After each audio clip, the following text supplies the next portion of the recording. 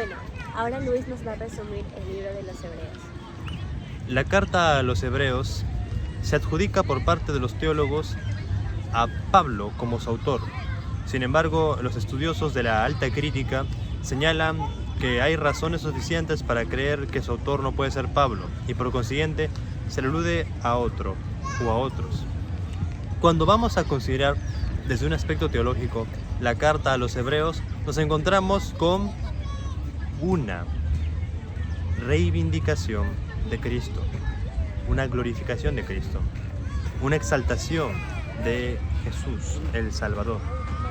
Y es que el capítulo 1 nos comienza diciendo: Dios, habiendo hablado de muchas formas a nuestros antepasados por medio de los profetas, en estos últimos días o posteros días, nos ha hablado en su Hijo, por medio de su Hijo, a quien constituyó heredero de todo y por medio del cual hizo el cosmos.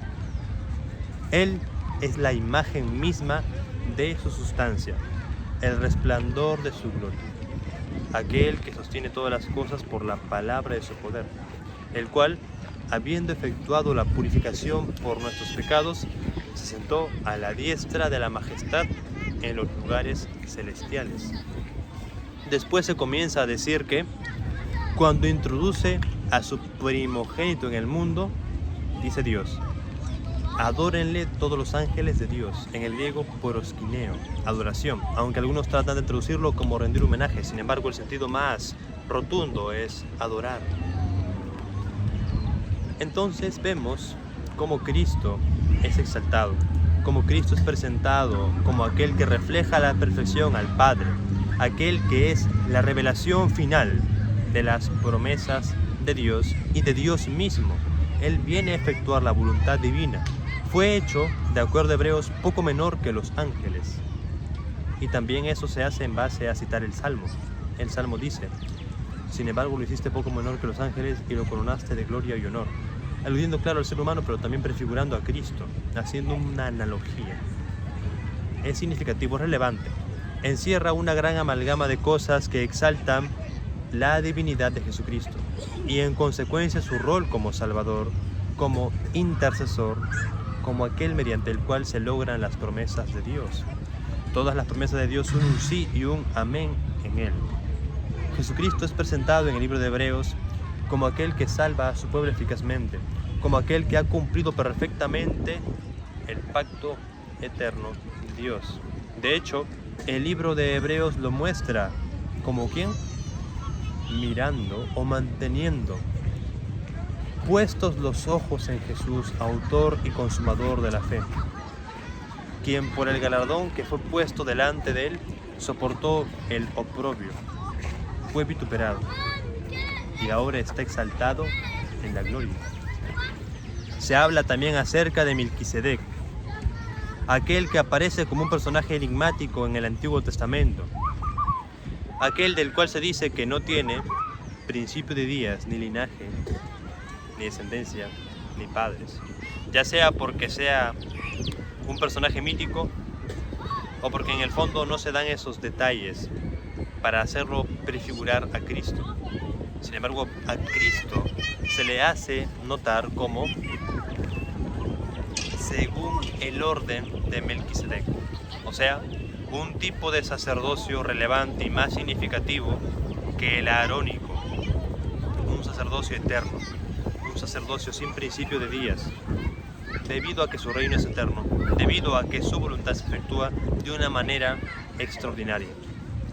Jesucristo es exaltado constantemente en ese libro, en esa obra.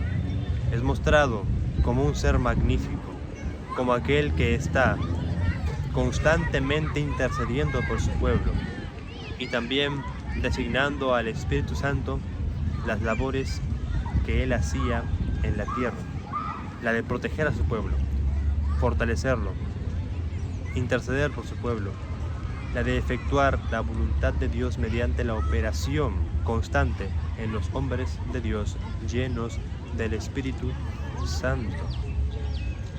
Hebreos es una carta muy relevante en cuanto a su confrontación que hace con los creyentes. Pasajes como Hebreos 10:24 insta a los creyentes a no dejar de congregarnos.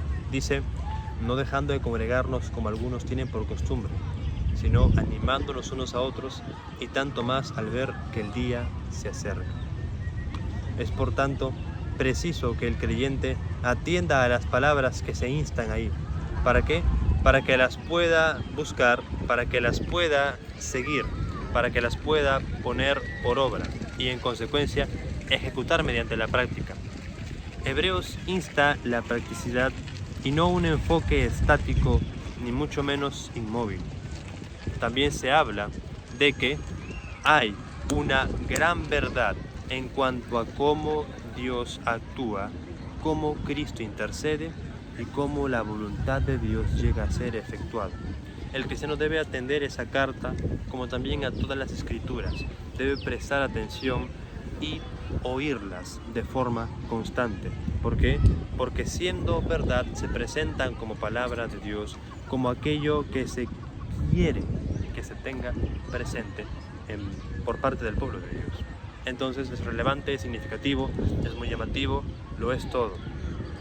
Si queremos ver a Jesucristo como el ser magnífico, como el ser exaltado y como aquel que vino a representar a la humanidad, Hebreos es el libro indicado para poder asomarnos a ese gran misterio, a esa gran revelación que el Evangelio expone y manifiesta en cuanto a Cristo.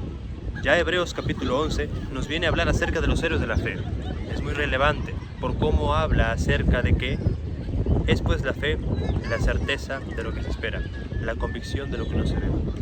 Por la fe Enoc, Moisés, Abraham, Sansón, todos, no comienza a citar a cada uno en un sentido cronológico, pero sí hace una lista general de los representantes principales de la fe, de los héroes de la fe del Antiguo Testamento, aquellos que están descritos en la Tanaj, y cómo las grandes hazañas que llegaron a ejecutar tanto Noé como Moisés como Abraham son relevantes para el pueblo de Dios, ya que manifiestan la actitud que el creyente debe tener para con las cosas de Dios. Manifiestan cómo uno debe ver la perspectiva eterna.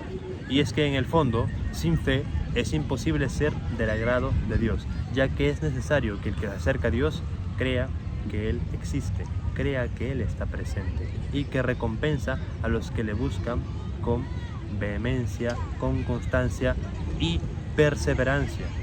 Entonces, ese libro plasma constantemente esa gran conjetura de que en el fondo, así como lo hicieron los seres del pasado, también los creyentes de la continuidad deben abrazar la fe, deben corresponder y asentir a la fe, pero una fe activa. Fe, creer, pistis, como un verbo activo, como algo que está en constante dinamismo.